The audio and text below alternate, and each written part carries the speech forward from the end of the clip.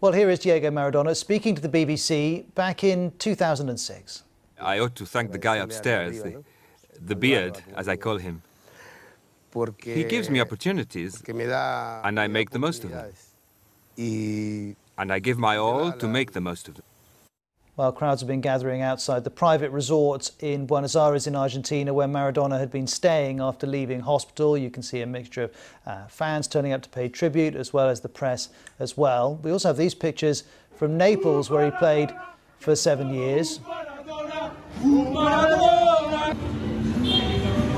And those people are chanting, "There's only one Maradona." No one's going to dispute that. Fans have been lighting flares and candles, and you can see that this man is still a legend in the city. His picture and image is found in lots of neighbourhoods. He played there for 7 quite incredible seasons between 1984 and 1991, and crucially he won Serie A twice with Napoli, something that no one in the city has ever forgotten. Well, tributes have been pouring in from all around the world. Gary Lineker, now one of the top football presenters, but of course an England international as well, says by some distance the best player of my generation and arguably the greatest of all time. After a blessed but troubled life, hopefully he'll finally find some comfort in the hands of God. And then there's this from Pele, maybe the only person who you could have a conversation about who the greatest is about. He says, "I've lost a great friend and the world has lost a legend. There is still much to be said, but for now, may God give strength to your family." Pele goes on, "One day, I hope we can play football together in the sky." And from a former great to a current great, Cristiano Ronaldo now plays for Juventus. Today he says, "I've said farewell to a friend and the world said farewell to an eternal genius. One of the best ever, an unmatched magician," says Ronaldo. And then we have this from Lionel Messi, Argentinian of course, Barcelona star. His footballing style has often been compared to Maradona. They're both short men, both incredible dribblers. He says, "A very sad day for all Argentines and for football. He leaves us but does not leave because Diego is eternal," says Messi. Well, Marcela Morai Araujo is one of the best-known Argentinian football journalists, and we've spoken to her from Buenos Aires. A blow for the country, a blow for the sports world, and in fact, something that in a way shouldn't be unexpected, but really isn't that surprising. I mean, you've done a very comprehensive review of Maradona's life and ailments and career, but I think we came to think of him as somehow immortal or invincible. He always lands on his feet. I mean, in 2018, he had a close shave, we could say, when he was publicly taken out of the stadium on a stretcher. And I think we felt, a lot of us watching, that maybe this was it. And it wasn't. And I remember talking to Valdano at the time in 2018 and him saying, "Don't worry, Diego is like cats. He always bounces back."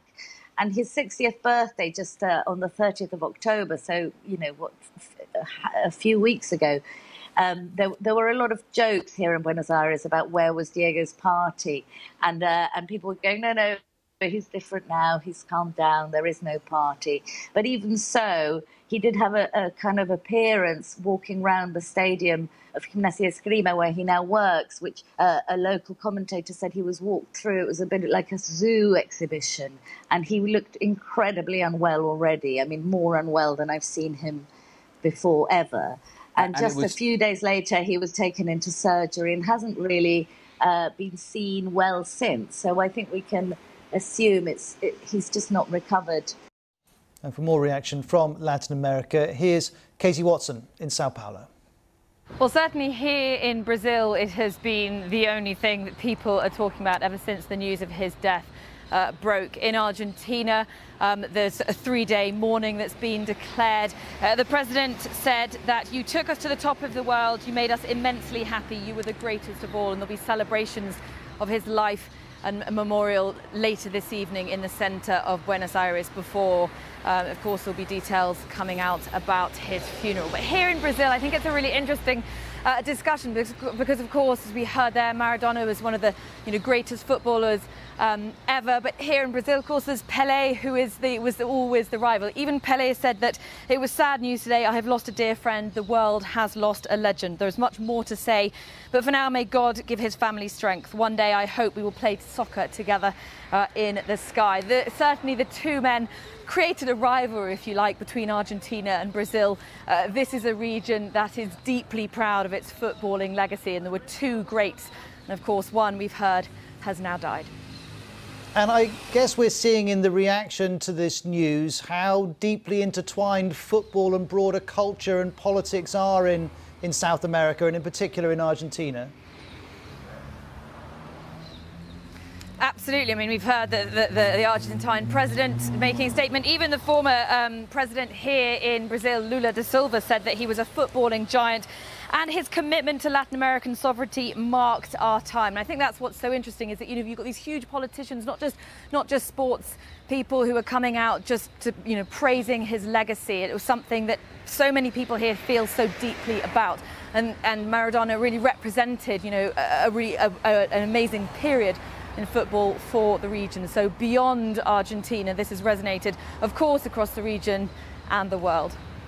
And I'm guessing you've already mentioned 3 days of mourning in Argentina. I'm assuming there'll be a series of events planned, particularly in Argentina, to mark his life.